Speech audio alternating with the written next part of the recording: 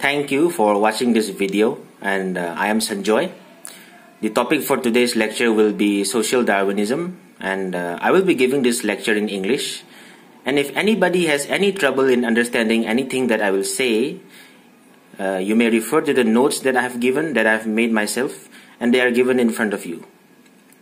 So this lecture will have three main objectives. Firstly, we will try to understand how a scholar by the name of Herbert Spencer hijacked Charles Darwin's theory of evolution and natural selection. Then we will try to understand how some Western industrialists made use of the concept of social Darwinism. Then we will try to understand how these Westerners who believed in social Darwinism proved that they were superior to non-Westerners. Now, when I say Westerners, I mean mostly the white population of Europe and America. And when I say non-Westerners, I usually mean the people in Asia, Africa, Oceania, and the native communities in the Americas. So first of all, we need to know what is Darwinism. I'm sure that everyone has heard about Darwinism in some context or the other. Whether you believe or not in Darwinism is another thing, but I'm sure everyone has heard about it. So what is Darwinism? It first came out in 1859. The English naturalist Charles Darwin published his theory of evolution and natural selection in his work On the Origin of Species. Now, this theory of Darwinism argued that all species of life on Earth have descended over time from common ancestors. It also explained that this evolution resulted from a process which was called natural selection, in which a species will either adapt to changes in the environment and survive as a species, or it will fail to adapt to the environment and eventually go extinct. So basically, if you adapt to the environmental changes, you survive, and if you don't, you go extinct.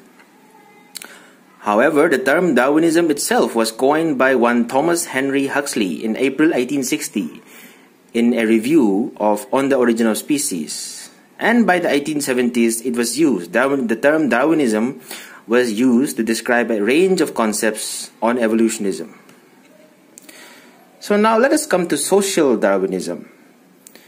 Social Darwinism now is defined as an ideology of society that seeks to apply the biological concepts of Darwinism and evolutionary theory to sociology and politics instead of biology, often under the assumption that the conflicts between groups in human society leads to social progress.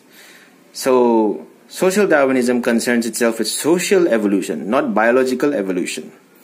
It feels that superior human groups will outcompete inferior ones in the long run.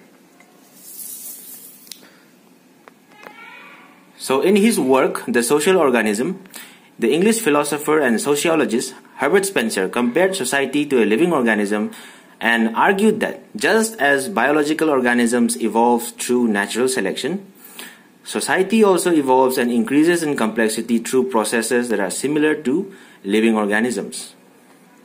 In The Principles of Biology, which was published in 1864, Spencer himself coined the now famous phrase, survival of the fittest. And Darwin himself started using this term also. But the first use of the term social Darwinism was in 1877 in Joseph Fisher's article on the history of landholding in Ireland. So now coming to the section of how some Western industrialists made use of social Darwinism. Some Western industrialists and businessmen stated that all individuals in the society who were the target of poverty, instability, and problems may be manifold. It may be poverty, it may be ill health, it may be many other problems. So such people were in that place due to their own weakness and actions. This is what these industrialists and businessmen believe. They believe that such people were unfit for the society around them. These industrialists and businessmen further believe that labor unions, protests, reform movements, or any type of resistance from these poor people, unhealthy people could never prevail, could never succeed, because they could not go against natural law, because they felt that just like biological evolution, social evolution was also natural law, and no one could go against it. So these industrialists, they felt that there was no solution based on social Darwinism for the poor people, the unhealthy people, the people in the lower strata of the society. Such people were misfits, and there was no way that they could compete with fitter people. So William Graham Sumner, an American Darwinist, he believed that helping the poor and lower class people was simply going against the laws of nature, and this would only help in maintaining the misfit population. Some social Darwinists opposed welfare interventions of the government in the social and the economic lives of the people because they thought that it was going against natural law.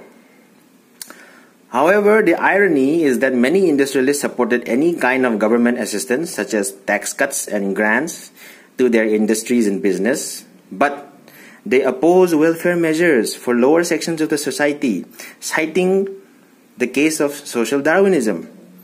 And also, it would have also hurt their profits. Now, coming to the last section, how some in the West use social Darwinism to justify their superiority over non-Western societies. So at the time that Spencer began to promote social Darwinism, the technology, the economy, and the governance of the white European was viewed by Westerners. So it was a self view almost. So the technology, the economy, and the government of the white European was viewed by Westerners as far advanced in comparison to that of other cultures around the world. Looking at this apparent advantage as they saw it, as well as the economic and the military structures of the West, some of them argued that natural selection was indeed playing out and that the white human race was more suited to survival and was indeed surviving better than others. So this is what a majority of white Europeans and Americans thought, especially in the 19th century and the beginning of the 20th century.